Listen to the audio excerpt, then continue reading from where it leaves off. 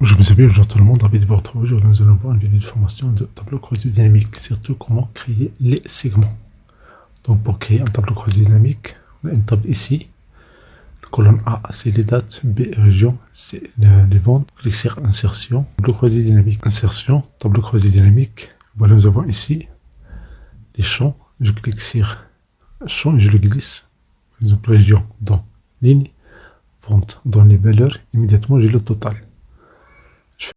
Un clic droit, je peux ajouter un segment. Ajouter un segment.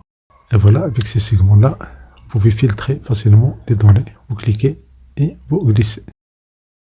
Pour le supprimer, vous le sélectionnez et supprimer. Vous pouvez ajouter encore les dates.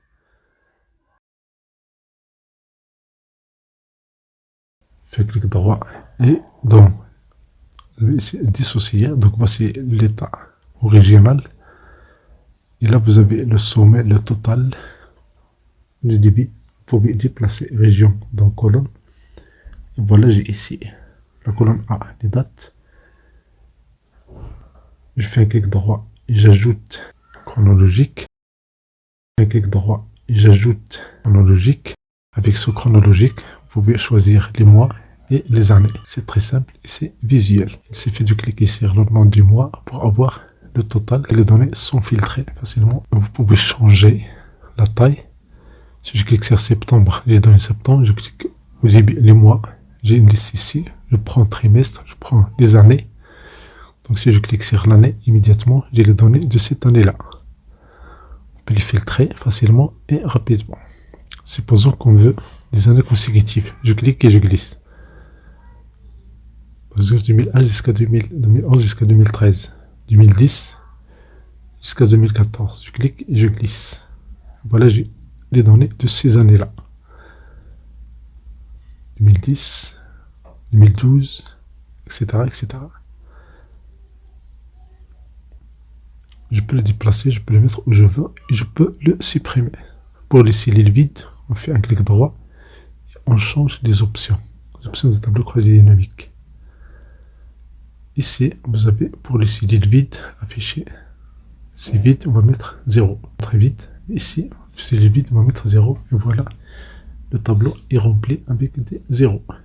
Si vous ne voulez pas avoir ce vide-là, vous pouvez cliquer sur Analyse des tableaux croisés dynamiques. Ici, Grouper. Grouper le champ. Et vous avez ici le choix. Vous avez le mois, vous avez le trimestre, vous avez les années. Je prends trimestre et année, je valide. Et voilà, j'ai ma table au début. J'ai les trimestres et les années. Bien sûr, je peux déplacer les données ici. Changer la position pour avoir l'analyse convenable. Il suffit de cliquer et de déposer. Si je prends par exemple les années, je vais le déposer au début du colonne. J'ai cette forme-là, cette table-là. Je change les régions. Je commence par les régions d'abord. Je déplace les régions dans les lignes. J'ai maintenant les régions et les années.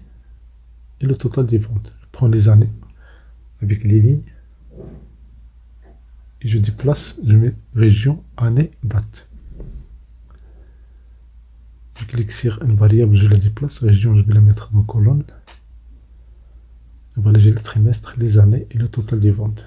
Je déplace au début, je mets date au début, donc date, année. Donc, je les trimestres d'abord, puis les années. Merci pour votre temps, merci de vous abonner à cette chaîne, merci d'activer les notifications pour recevoir des vidéos.